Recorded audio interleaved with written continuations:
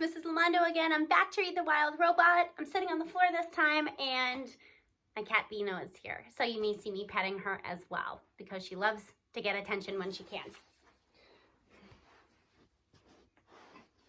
All right, so we left off with chapter 64, The Special Robot. After Bright Bill told the story of his winter, he and his mother sat in silence and thought. They thought about poor Longneck and the human who had killed him. They thought about farms and cities and factories. They thought about Roz and where she truly belonged. Then after a while, Roz told Bright Bill about her own winter story. She spoke of her long, dark hibernation and how she had awoken to find the nest caved in around her. She spoke of blizzards and frozen animals. She spoke of the many lodges she had built and the one that caught fire.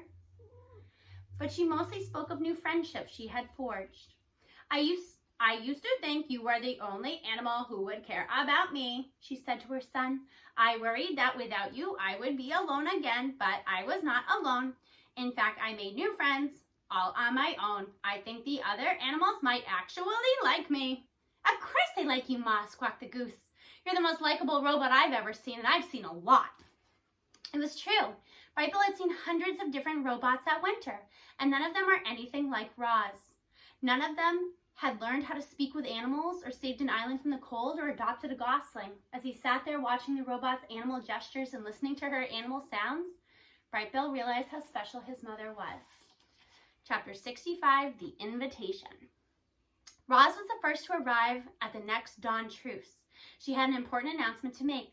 The robot patiently waited in the great meadow as the sky slowly brightened and the animals slowly gathered, and once everyone was milling around and chatting, Roz began speaking in her perkiest voice.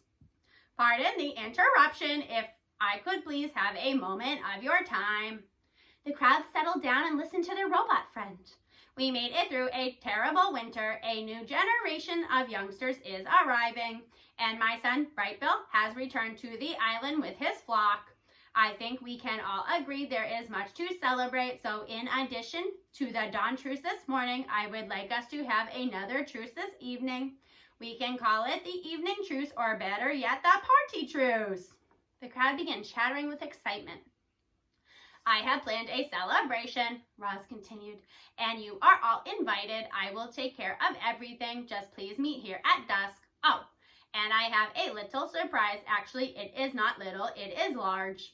The point is, I have planned a celebration. I hope to see you there. Sounds great, Roz, but I'm afraid there's one problem with your plan. Mr. Beaver blinked his beady eyes. The moon won't be out this evening. It'll be too dark for some of us to see. You are half correct, said Roz. Tonight will be moonless, but it will not be dark, I promise.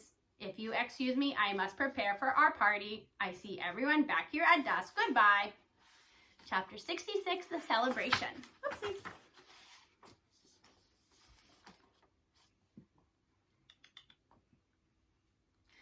Dawn turned to day, day turned to dusk, and just as Roz had asked, the animals were gathered again in the great meadow. Word had spread across the island that the robot was throwing a party, and everyone wanted to see what the fuss was about. The fuss seemed to be about a giant stack of wood. Roz had spent the day collecting logs and branches and stacking them in a perfect massive tower. The animals crowded around it, trying to imagine its purpose, and then they saw a golden light flickering in the distance. Roz emerged from the dark forest, and her hand was a flaming stick, which she held up like a torch. She camouflaged in thick mud and clusters of wildflowers, but her camouflage wasn't for hiding. It was her party dress. The animals watched as the robot glided across the meadow, surrounded by a warm glow.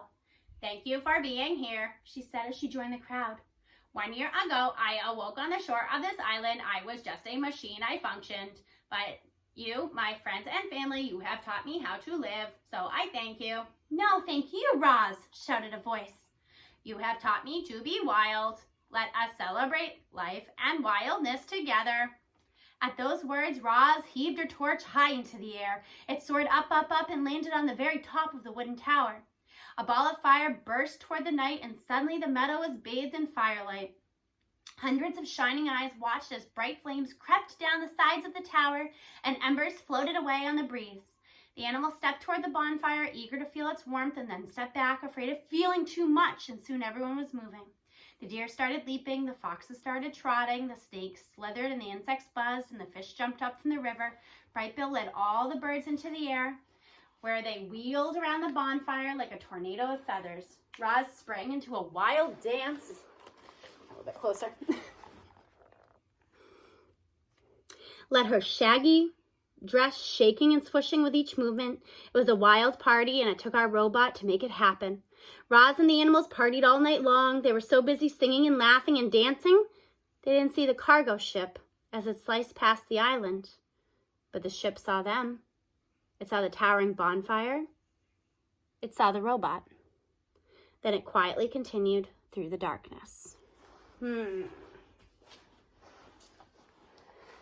Chapter 67, Sunrise. By dawn, the bonfire had dwindled down to a smoldering hill of ash. Everyone else had gone home, and only Roz and Bright Bill remained in the meadow. They lay in the grass together, watching as the soft light of the morning crept up from the horizon, and then Roz said, "Let us go for a walk." The robot and the goose hiked and flew up to their favorite spot on the grassy ridge, but then they kept going. They followed the ridge to the mountain and climbed all the way up to the craggy peak just in time to see the sunrise. "I climbed up here once before," said Roz as the sun's first rays warmed her body. "I sat on this very rock and looked out on the island. I thought I would always be alone, but I was wrong." You want to sit down for a minute? Mommy, we know. I know, she's listening to the story. Here, sit down, bud. "Are you happy, Ma?" The robot thought for a moment. "I am. I'm happy too." Bright Bill closed his eyes and felt the wind and sun. There was a slight chill in the air that made him feel alive, and everything seemed just right. And then he heard a distant buzzing sound. The goose squinted up to the south, Alex, and saw a familiar shape in the sky. He turned to his mother and said, "Mom, there's an airship flying this way." So, you'll have to think about why there might be an airship flying that way and who they might want on the island. We'll see you next time. Alex, can you say bye to everybody?